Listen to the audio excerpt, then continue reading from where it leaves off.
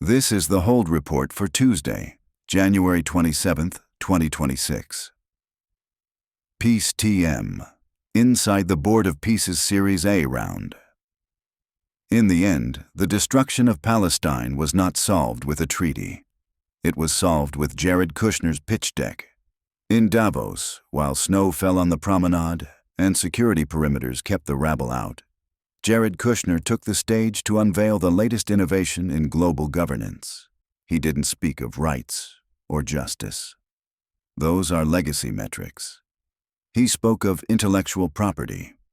All this is IP that the Board of Peace is going to make public, Kushner told the crowd, referring to the new administrative machine being clamped onto Gaza. We want to encourage all the countries to be able to follow these best practices. The Board of Peace is not a humanitarian mission.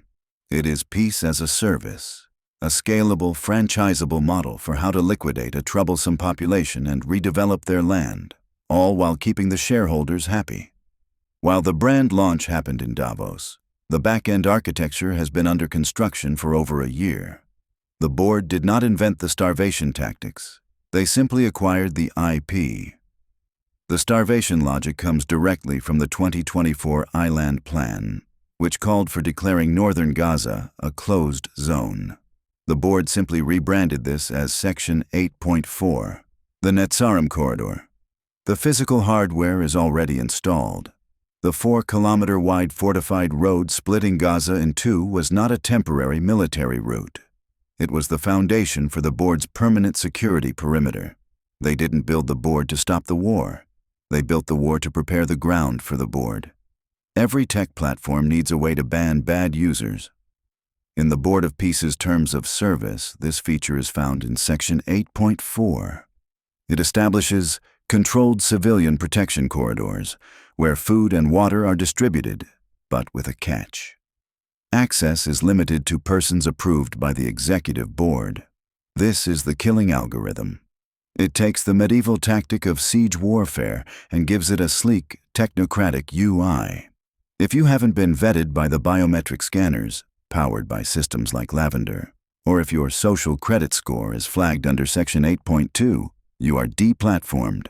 In Silicon Valley, when you ban a user, they lose their account. In Gaza, they lose their life. How did UN resolution pass to approve the Board of Peace? The same way any monopoly gets approved, by crushing the regulators. UN Security Council Resolution 2803, passed in November 2025, effectively greenlit this corporate takeover.